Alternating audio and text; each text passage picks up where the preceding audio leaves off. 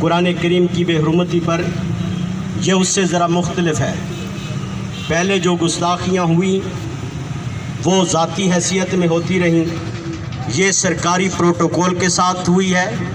ये जसारत सरकारी सिक्योरिटी के साथ हुई है, मीडिया के सामने हुई है, अलल ऐलान हुई है, सरेआम हुई है।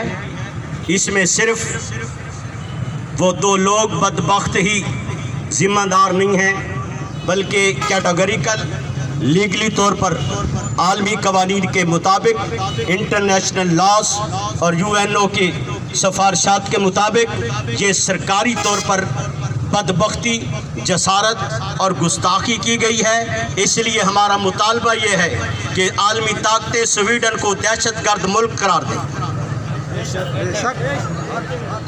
हमारे इस्लामी मुल्कों में अगर एक जसारत भी होती है तो पूरे मुल्क और पूरे इस्लाम को दहशतगर्द करार देते हो।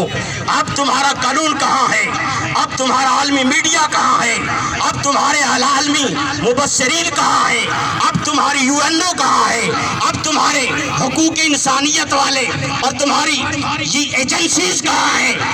आलम इस्लाम में एक हरकत होती है तो पूरे दीन पर उसको निशाना बनाते हो, पूरे मुल्क को ब्लैक लिस्ट करते हो, दहशतगर्द कहते हो। ये सरकारी प्रोटोकॉल के साथ तमाम मीडिया के सामने दहशतगर्दी हुई है। अब ऐलान करो कि स्वीडन दहशतगर्द मुल्क है और इंटरनेशनल दहशतगर्दी हुई है और सरकारी प्रोटोकॉल के साथ हुई है। और दूसरी बात यहूद और नसारा को बताना चाहता हूँ, बदबख्तों, किस मुंह से कुरान के खिलाफ बात करते हो? तुम वो बदबख्त नस्ल हो, तुमसे अपनी किताबें नहीं संभाली गई। शेफ है, शान है, शेम है तुम्हारे इंसानियत होने के नाते पर, तुम्हारे बदअकीदगी पर तुम वो बदबख्त नस्ल हो। तुम्हें तो जो तौरात और ज़बूर और इंजील जैसी मुकद्दस किताबें मिली थी उनकी हिफाजत नहीं कर सके, तुम अपनी किताबों को नहीं संभाल सके, उल्टा बदबख्ती कुरान के खिलाफ करते हो। चैलेंज करता हूँ, रूए जमीन पर असली शक्ल में न तौरात मिलेगी, न ज़बूर मिलेगी, न इंजील मिलेगी, बाइबल भी ओरिजिनल नहीं मिलेगा। ओल्ड टेस्टामेंट, न्यू टेस्टामेंट में millions changes by hand, human hand हो चुकी है। बदबख्ती और शर्मिंदगी और शेम है तुम्हारी इस बदबख्ती पर। अपनी किताबों को संभाल नहीं सकते, कुरान को निशाना बनाते हो। यही तो आग है तुम्हारे सीने में जल रही है। कुरान जिंदा मौजूद है, सलामत रहेगा, जिंदा रहेगा, सलामत रहेगा और क़यामत तक रहेगा।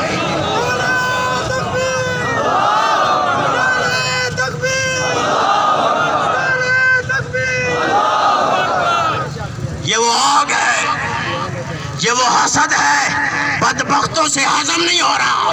बदबख्तों, तुम millions, trillions, billion dollar pound लगाकर, थिंक टैंक बिठाकर तुम प्लान करते हो, टेक्नोलॉजी को फास्ट करते हो, तुम बड़े से बड़ा कारनामा करके दुनिया को बताना चाहते हो कि तरक्की कर रहे हो। लानत है तुम पर। हमारा कुरान फिर सामने आता है और कहते हैं बदबख्तों, तुमने आज ये इन्वेंशन की है इस साहिब कुरान ने, और अल्लाह ने कुरान में 1450 साल पहले बता दिया था।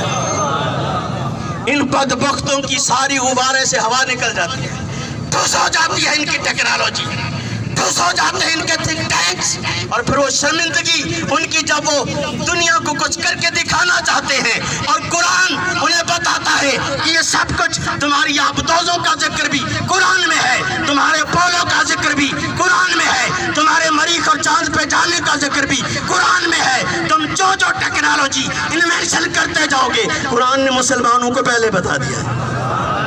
वो इस हसद और इस आग से, इस बुग़्ज़ से कुरान उनसे बर्दाश्त नहीं होता।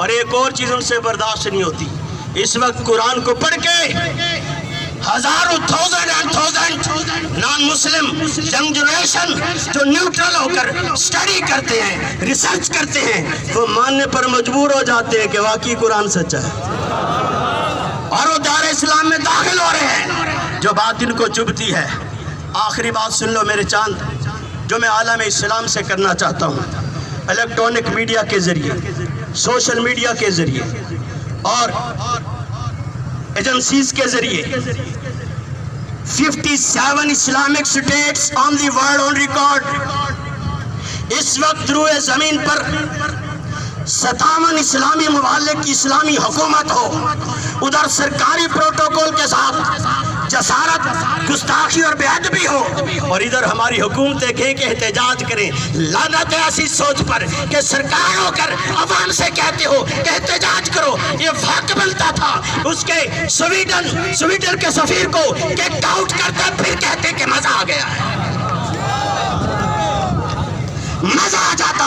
سرکاری گستاخی کا جواب سرکاری حکم سے ہوتا، اپنے سفیر کو واپس بلاتے۔ 57 اسلامی ملک، مجھے سمجھ نہیں آتا یہ OIC کس لیے ہے، یہ مسلمانوں کی نمائندہ تنظیم کس لیے ہے؟ ذاتی مفاد سے کرتے لے کے کھا کے اتنے بزدل ہو گئے ہیں کہ آنکھوں میں آنکھیں ڈال کے بات نہیں کر سکتے، لیکن مصطفیٰ کے غلام میں غیرت زندہ ہے۔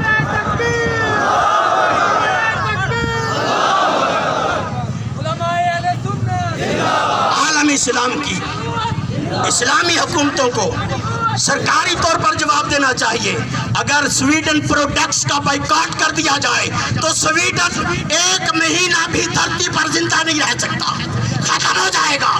اگر ان کی چیزوں کا بائیکاٹ کر دیا جائے، اکانومی کے لیے بائیکاٹ کر دیا جائے، فائنینشلی بائیکاٹ کر دیا جائے، یہ کام حکومتوں کے کرنے والے ہیں، اور ایک کام اور حکومتوں کا کرنے والا ہے۔ اگر پبلک کا کرنے والا ہوتا تو پاکستانی قوم اٹھ کے کرتی، حکومتوں کا کرنے والا کام یہ ہے۔